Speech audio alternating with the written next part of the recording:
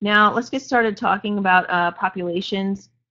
This table is kind of hard to see, but it's got quite a few vocabulary terms: growth rate, total fertility rate, replacement level fertility, infant mortality, population profile, population momentum, crude birth rate, crude death rate, epidemiologic transition, fertility transition, demographic transition. Those are all things that you'll want to make sure that you know these terms from this unit. So even if you can't quite see them, you can at least, look up the answer or look up the definition. So first, we're going to talk about like natural populations, and then we'll talk about humans. So a population growth curve is just a graph of how a population is going to grow. And so we see this orange one, constant growth. This is not found in nature, so it's kind of like a null hypothesis where it's just not, it doesn't happen a lot. So we have a couple different kinds. We have this J curve. This is like exponential growth. This is like bacteria populations. They grow really, really fast. And a lot of times this dotted line right here is called the carrying capacity, and that's how many individuals the environment can support. So exponential growth happens so quickly, it often overshoots the carrying capacity and then ends up crashing. The population ends up crashing. That's when we talked about eutrophication a little bit. That's basically what happens to the algae populations. And then we have this S curve, and this is basically normal growth or logistic growth, where you're growing, and then as you meet the as you get to the carrying capacity, growth slows down. And they call the exponential growth a J curve because the curve, kind of looks like a J. And they call the logistic growth an S curve because, kind of looks like an S. So sometimes things in science make sense. Okay, so here's exponential growth. That's going to result in a population explosion, like I was saying. It's going to overshoot the carrying capacity. It's going to grow really, really fast. We can talk about something called Rmax, which is the number of offspring individuals can produce in a given amount of time if resources are unlimited. And so you can kind of use this equation at the bottom to get that Rmax. I have not seen this equation on the AP exam before, but just for for your knowledge. And this is common with like bacteria, algae, things with really short generation times that just double quickly. So R is basically this term that we use in populations. Organisms with a high R value are going to grow faster than those with a low R value. So for example, a high R, again, that's like bacteria,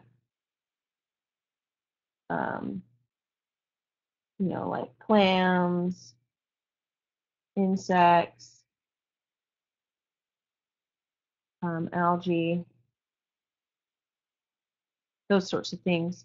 Where a low R is going to be things, like pandas, cheetah, grouper, things like that. What's interesting is the human population actually has a low R. We don't have tons of babies, each human, but our population as a whole acts like a high R population, which is very interesting, which we'll get to in a second. The carrying capacity is just the maximum number maximum population of the species, maximum individuals that a habitat can support without being degraded over the long term. And so we consider this sustainable.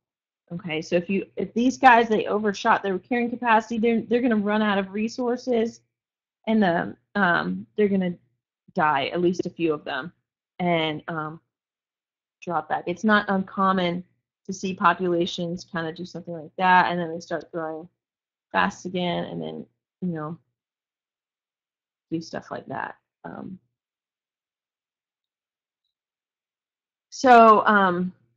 There's a couple ways that we grow. We can keep growing until we exhaust all of our resources and then die up due to starvation, which is what I was talking about with how the population can crash, or slow population growth, so then it kind of levels off near the carrying capacity.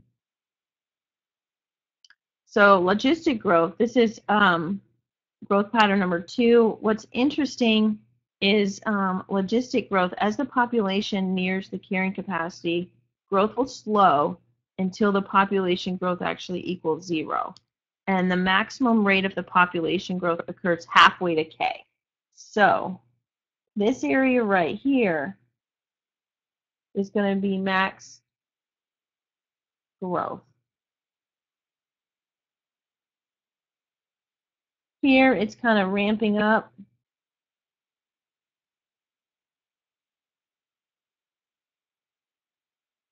And here it's slowing down.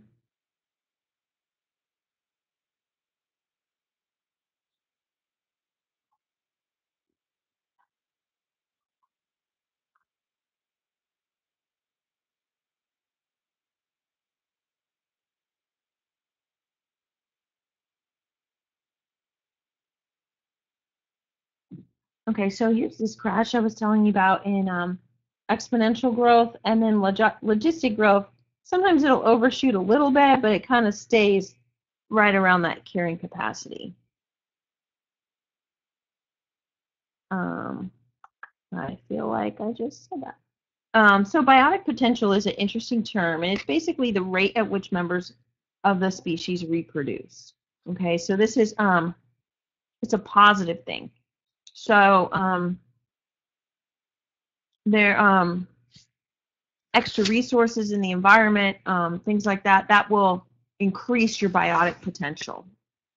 And then your recruitment is the survival through early growth stages to become part of the breeding population. So, when you're born, you're not immediately part of the breeding population, right? You have to grow until you reach maturity. And so, if you grow to maturity, then excuse me, if you grow to maturity, then they've considered that you're part of the recruitment population.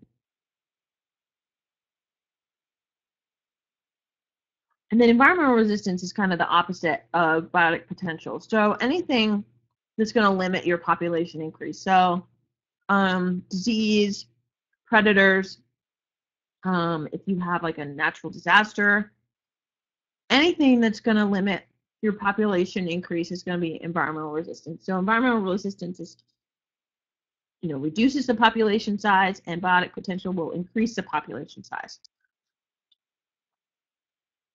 So now let's talk about our strategists. Remember, these are guys that grow really fast. Their population increases really, really fast.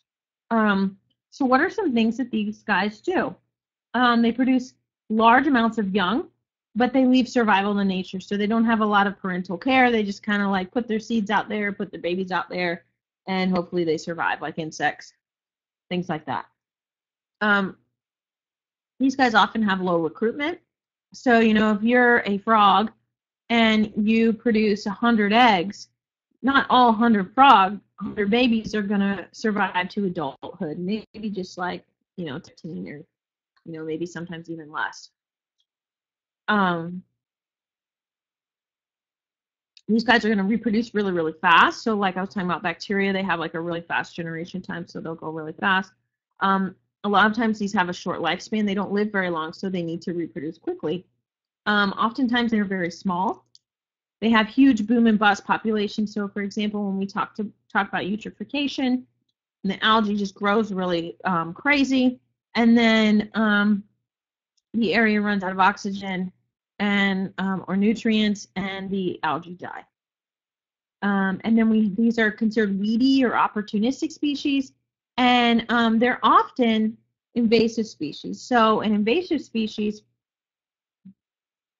is one that doesn't belong in an environment, but it's kind of it's arrived there somehow, and it's hanging out, and it's doing really, really well. In fact, it's doing too well, and it's kind of displacing native populations.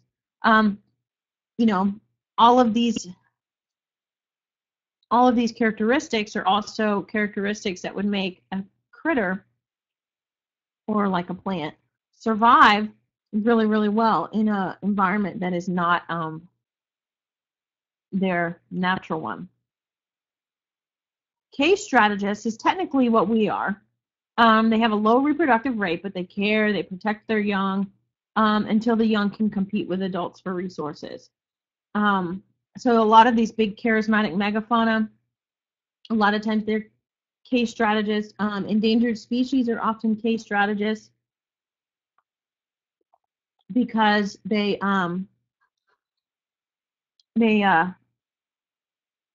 takes them a long time to reproduce, and so they're really big, and so it's easy for them to be hunted, and then they're pretty old when they have babies. They really work best in a stable environment. You're not going to see case strategists usually as invasive species.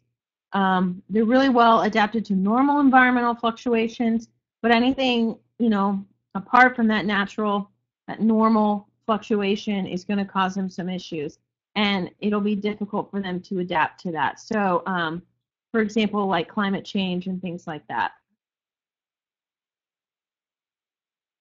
Now, so survivorship curves, we can look at these, and this will kind of show us how many babies survive. So, for example, R strategist is going to start out with a lot of babies, and then not so many adults, right? There's gonna be a lot of die-off in the beginning, okay? In case strategists, there's not so much die-off in the beginning, but there is, some decent die-off in old age, this old lady. And then intermediate, that's somewhere in between, where they kind of just follow this steady pattern, and they kind of die, I guess, at similar rates throughout their lifespan.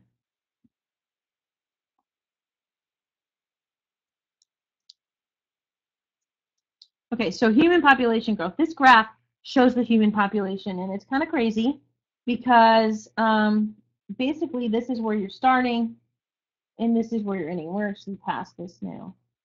So you can see we have this crazy exponential growth right here. Okay, so even though we're case strategists, we have this J curve, and we're just like keep growing exponentially. So that's kind of an oddity about the human population, is that we have individual characteristics of case strategists, but our population as a whole looks like an R strategist population. And so we don't fit either model perfectly, but we act more like case strategists. But this is something that scientists and other folks are worried about. Is they're worried that we're gonna overshoot our carrying capacity, and then the human population is going to crash. Okay, so they're hoping that the human population is going to level off at the carrying capacity. They think it's around 10 billion, but really nobody knows what the carrying capacity is. So some interesting thing about humans is we can act as local and a global population. We can regulate our reproduction. We can say, no, we don't want to have kids anymore, we're done. Or we can say, let's have some more. And we can do fertility treatments and things like that. We can use fire. We can store food for really long periods of time. We have refrigerators and pantries and ways to preserve food. And we can adapt to our environment using technology. So, for example, folks live in, near the equator where it's very, very hot, and they've also, have base stations in Antarctica where, with coats and heat and things like that, humans can survive there as well. So when we talk about what's limiting human population growth, or populations in general, not just the human population, we have to talk about the law of limiting factors. And basically, this is when your population is going to increase until it reaches a limit. When that limit is removed, the population is going to increase some more until there's a new limit. So, for example, let's say a waterway had didn't have any nitrogen added to it. There was no runoff or anything. You would have a certain population of algae. We add nitrogen to that system, and the population will grow until it, uses up all that nitrogen. And then if we were to add even more nitrogen, then it would grow even some more. And so whatever was limiting in that environment, if you add more, the population will grow until something else is limiting. So some things that limit the human population is pollution. It also limits, other populations as well. The amount of agricultural land available, the amount of fish in the ocean, and then ecosystems that we need for services, like we need to build houses on and use for agriculture and things like that, plus also like land, water for human activities, to drink, things like that. So do we have a carrying capacity? We don't know. They're thinking maybe, but they're not really sure. But they're thinking if we keep growing at our current rate, the population will be greater than the carrying capacity before 2050.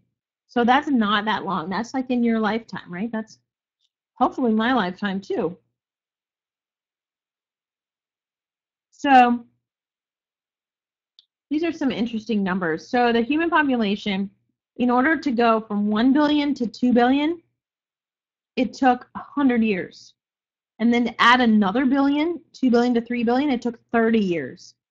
And then 3 billion to 4 billion, it took 15. And then 4 to 5 is 12, 5 to 6 is 12, and then 6 to 7 is 13.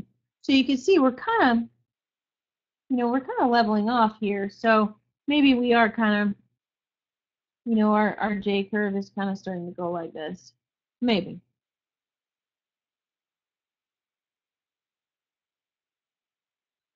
So now we can talk about different types of countries, because we're going to compare countries, and we're going to do this a lot.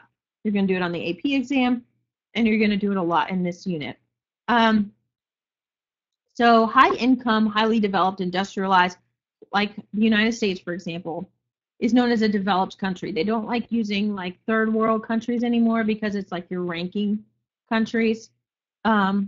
Your per capita income has to be 11,000 and greater. So that's actually not that much, right? That's below poverty level in a lot of places in America. And about a little over 1 billion people on the planet are in this section right here. Middle income, moderately developed. These folks are going to have between $3,700 a year and $11,455 a year. That is not a lot of money to live on. Okay, and that's about 4.26 billion folks. And then low income and developing, their per capita income is less than $1,000, less than $936 a year. Okay, that is hardly anything. I bet your parents spend more than that a month on bills and things like that. And that's about $1.3 billion, or 1.3 billion people. The green countries are the high income countries, and they're about 15% of the human population. They're 80% of the wealth. So just like in America, we talk about how the richest 1% has so much more money than everyone else. It's the same thing on the planet. And we're actually in that section. We're in that group, all of us. And then low-income countries are about 37% of the population, but only 3% of the wealth. Okay, that's not a lot of money to be split among 37% of 7 or 8 billion people. Unfortunately, still, even though we have all this money compared to everyone in the rest of the world, 10 to 15% of people in developed countries can't afford adequate food, shelter, or clothing. And then 45% of people in developing countries can't afford food, shelter, or clothing. This is actually places that they live. And you can see it's like cardboard boxes and stuff. Like, it's not super sturdy. And that's why, when natural disasters hit places like that, it really just devastates them because, a cardboard box isn't going to stand up to a hurricane or something like that. So high-income countries are growing at a rate of 0.1% per year. Middle and low-income countries are growing at a rate of 1.5% per year. So the problem is that 98% of our population growth is occurring in developing countries, these poorest countries. So that's even less money for those to go around for those folks. And a lot of this is because they don't have birth control. There's not a lot of education for women or women's health care, so they can't decide, okay, I'm done. I don't want any kids anymore. There's no, a lot of times, the more educated a woman is, she's going to put off having children. And that's not happening in those developing countries. So your total fertility rate is the average number of children each woman in a population has over her lifetime. In general, more than 2, it's like 2.4 or something like that. It's going to give you a growing population, and you can't have 0.4 of a kid, but, averaged out. And that's because, unfortunately, not all children live to adulthood. And so that allows for that little bit of wiggle room there. And then less than 2, it's going to give you a declining population. And there are some countries that do have declining populations. We'll talk about that in a second. And your replacement level fertility, again, that's just going to replace the parents. That's going to keep the population just steady. So you can see like Australia is like 1.78. China is 1.79. Hong Kong is 1.02. Those populations should be shrinking. Pakistan is 3.43. That population is going to be increasing. So in general, in developed countries, fertility rates have declined over the past 200 years. And again, we talked about this. They're more educated. There's more, they have more ability to decide when they're having children. They have birth control. And that's why, for example, like a lot of countries will offer like benefits for parents for having children. So, for example, I have 2 kids. I can write them off on my taxes. And so that's a benefit the United States government is giving me for having children because, they need to have that replacement level. Otherwise, the population of the country will shrink. And if that happens, then you're not going to have enough people to take over jobs. These, as old folks retire, you don't have people kind of taking over the jobs that they used to be doing. And so it's important countries don't like to have a negative population growth. In developing countries, the fertility rates are about 2.8, but some of them are as high as 6.8. That's huge, right? That's going to have a lot of kids.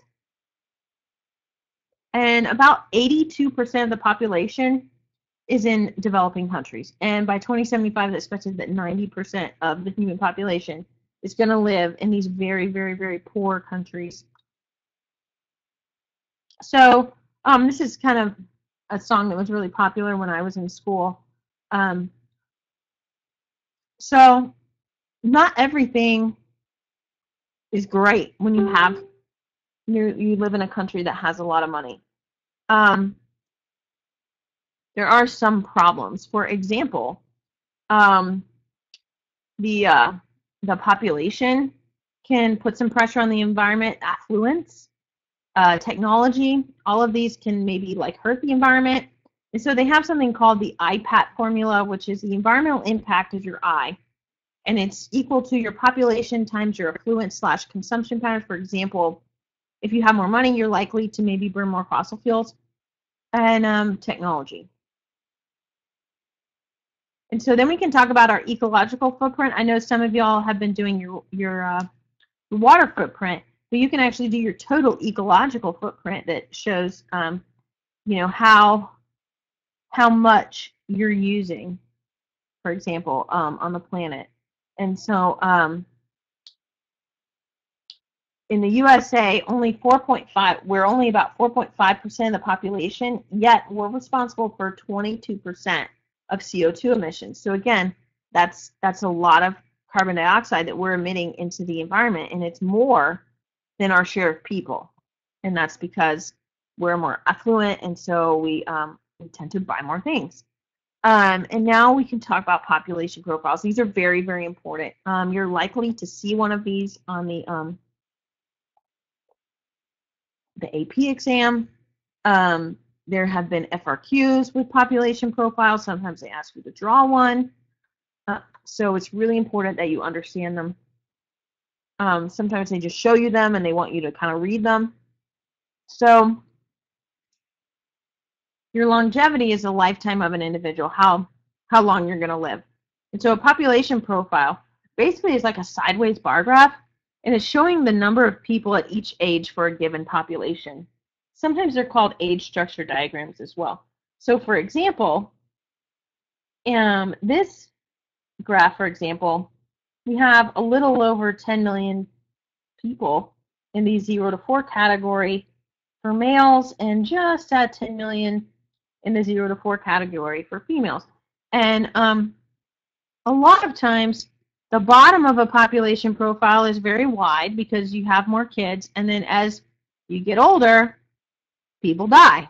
And so that's why, you know, towards the top, it's going to be a little skinnier because, you know, people, the longer you live, see, this is like the very top on this one, it's 85 plus. So these are the people that have grown, you know, that are at least 85 years old. So there's not going to be as many of them because, you know, throughout the years, people from that, what they call cohort, have died off. And there's some interesting patterns that you can see in these graphs. Even if you're not looking at the numbers specifically, you're just looking at the shape of the graph. So, for example, this one is the United States in 1985, and you see that there's some babies, but there's this weird thing where you have these people that are between 25 and 39 and 85, and these people are, that part kind of the graph kind of like poofs out a little bit. And what that is those are the returning veterans from World War II. They had the baby boom. They had lots of babies because they were coming back from war, and they were, you know, their wives were so excited to see them, whatever. And then you can also see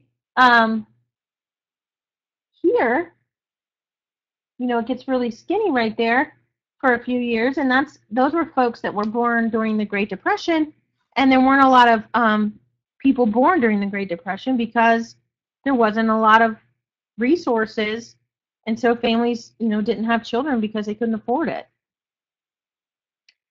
This is something they call graying of the population. You see this graph, it's kind of not what you expect, right? The ones we've looked at before, because the bottom is really skinny, and then as they get older, it gets larger. And so what's happening here is this is because the proportion of old people in the population is increasing, but the birth rate, you know, they're not having enough babies to support the population. So this is, again, when governments are going to start having policies to encourage you to have more children. For example, in the United States, you get a tax break for having children, like I said earlier. That's a policy to encourage you to have more children. And Italy is really the most notable example for graying of the population.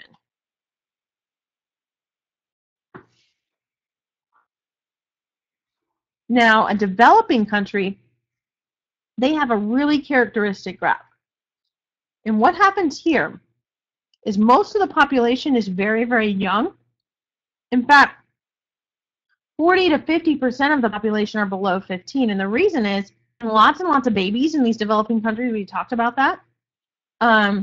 You know, with the lack of women's health care and the lack of women's education and things like that, and birth control. And so they're having lots and lots of babies. But because these countries are very difficult to live in, there's, you know, they don't have a lot of resources. It's not super clean. We looked at those, you know, those like cardboard houses. They don't often survive into adulthood. They don't have really great medical care. And so a lot of the children die. And so that's why they have these really wide bases, and then they go up to a very skinny top.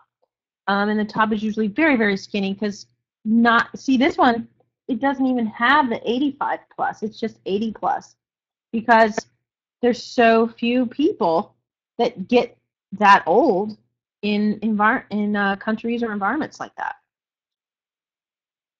So then we can talk about population momentum, which is a really cool concept.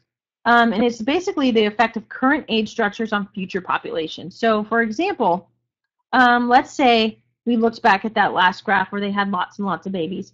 Even if they stopped having babies or they reduced their amount of babies that they have, because they still have all those little babies, they're going to start growing to adulthood, and so your you know, that wide lower one is going to start marching upward, you know, and so they call that population momentum.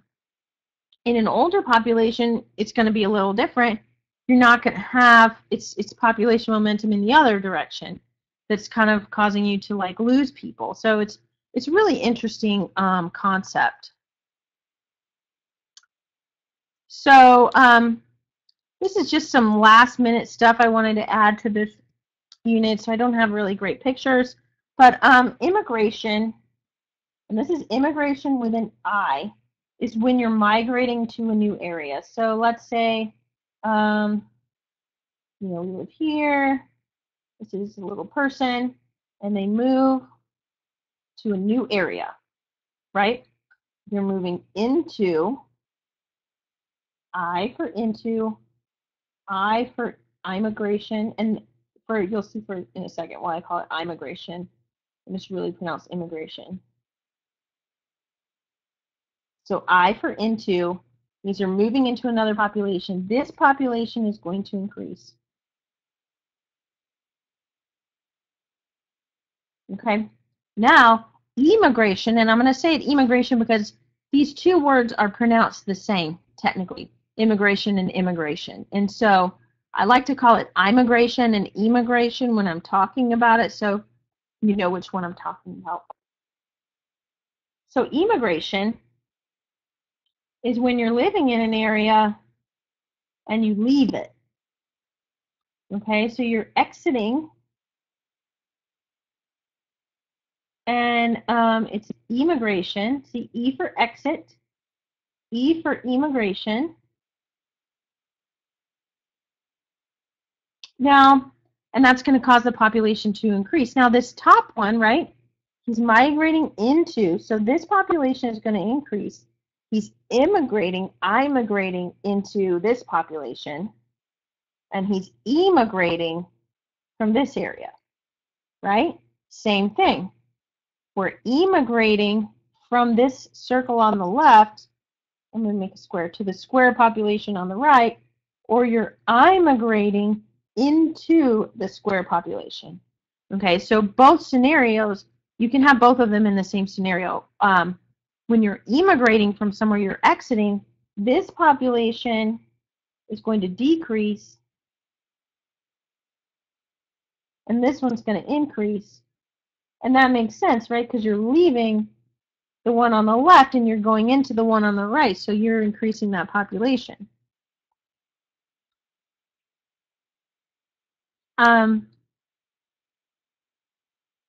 Then we can talk about population growth rate, and I'm going to do a couple problems for you. You might see problems like this on the AP exam, and so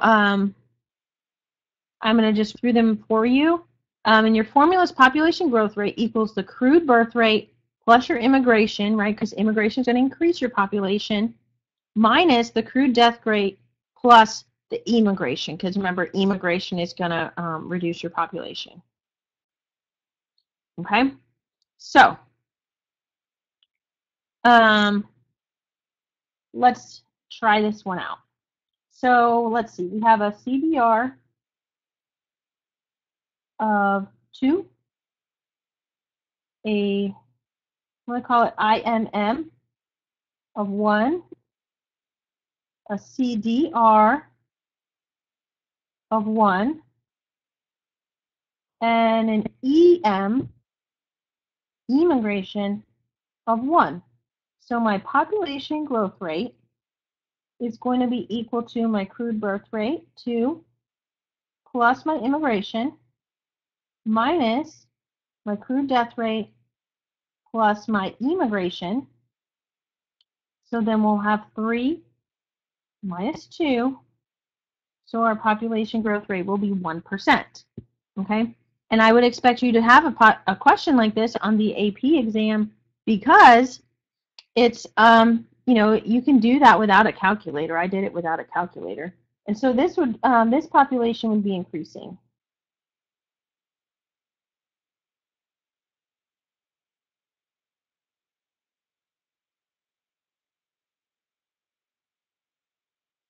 Okay, so let's try the next one.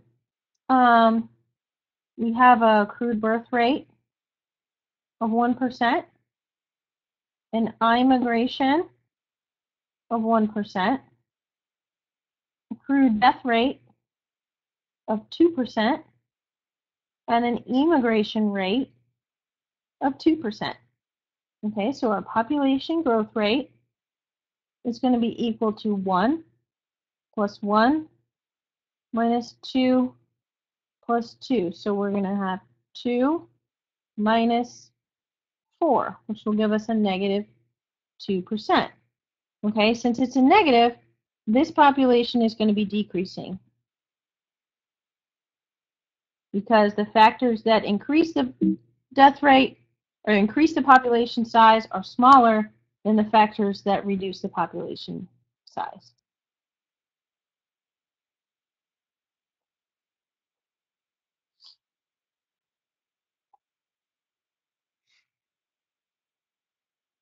Okay, so now we're going to talk about the demographic transition, and this is going to be really important. I'm going to show you a graph for the demographic transition, and for your AP exam, I would know how to draw that graph, and I would know what each section on the graph represents, and I'll show it to you in a second. So the demographic transition is just a gradual shift in birth and death rates from what they call primitive to modern or industrialized societies. And it shows the crude birth rate, which is the number of births per 1,000 of the population per year, and the crude death rate. So, the demographic transition. Basically,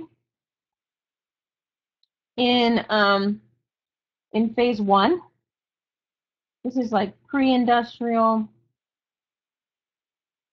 The birth rates are high, and the death rates are high. They're having lots and lots of babies, but lots and lots of babies are dying. And this is, if you remember, and this is kind of what we talked about in the developing countries. Right? We talked about how they had lots of babies, but then those babies didn't often survive to adulthood. Then we have this epidemiologic transition. Basically, we're starting to get better medical care. Okay, so the mortality or the death rate is going down, but that birth rate is still really high. They haven't quite gotten the memo that they don't need to have as many kids because their other kids aren't dying. For example, in pre-industrial societies, a lot of times they would have a lot of kids to help around the farm. Well, and sometimes those kids wouldn't necessarily survive to adulthood, so basically they would have backup kids. You've even heard of this, like in the royal family, they talk about an heir and a, right? 2 kids. So in the epidemiologic transition, we're getting better medical care. So mortality rates are going down. We haven't quite got the memo that we don't need to have as many babies, so the birth rate stays really, really high. So you're going to have a large amount of population growth, and that's why this is, really big in here, is because not many people are dying, but we're still having lots of babies, so your population is going to grow really rapidly. Then we have something called the fertility transition, where people start having less babies. In these developed countries, you'll notice that they start having less babies. The women are more educated. They aren't necessarily married off as early. They have access to birth control, and they can decide, I want to wait to have children until I'm older. I want to not have kids at all. For example, my sister, she doesn't want any kids. So I have two. My other sister has one, and my other sister, I have two sisters. She doesn't want any kids. And so, she can make that decision in this society where if she lived maybe in a pre-industrial, my dad may have married her off to someone and she wouldn't get a choice as to how many kids she wanted. She would just have children. So this fertility transition decreases the death rate, or the birth rate is decreasing. So the amount of population growth is starting to decrease as well. And then the last phase, they call that post-industrial.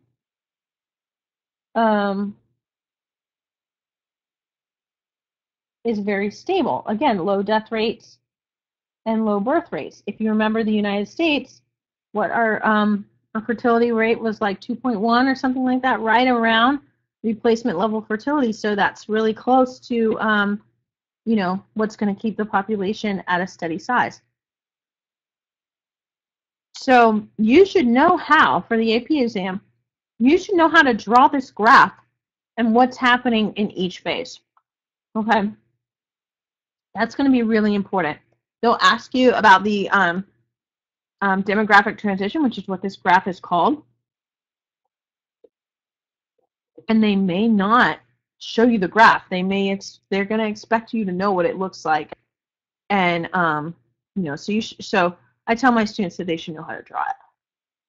That way, if you need to, you can sketch it out real quick on your exam, and then you have something a visual to kind of look at as you're answering questions about the demographic transition. So in the boxes, I have the most important part for each one. So phase 1 is high crude birth rate offset by a high crude death rate. So you're not a lot of growth.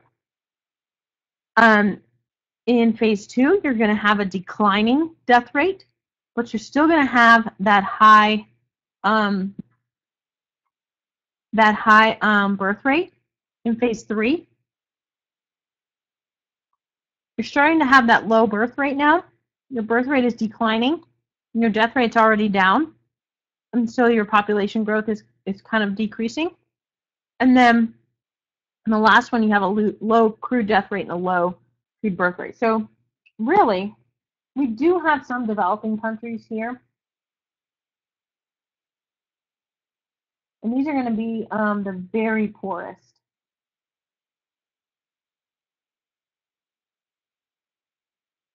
And these are going to be those medium poor that we talked about. They survive on $3,700 a year, something like that.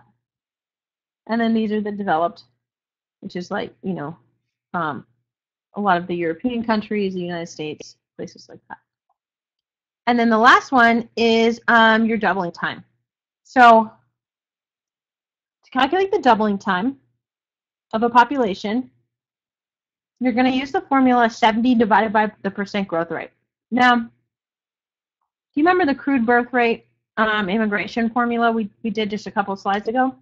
They're not going to give you that formula on the AP exam. They're going to expect you to memorize that. You need to know that formula.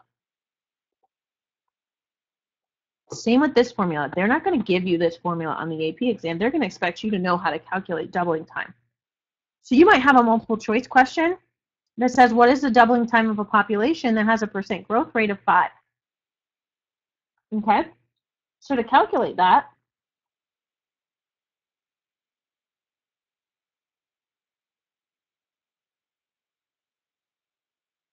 You're just going to do 70 divided by 5, which is, I'm going to do it on my hand, like 5, 10, 15, 20, 25, 30, 35, 40, 45, 50, 55, 60, 65, 70, so 14. So the doubling time for this population is 70 years, or 14 years. And that's not very much, but 5% growth rate, that's a really high growth rate, right? Remember that? Now this one, this is even higher growth rate, right?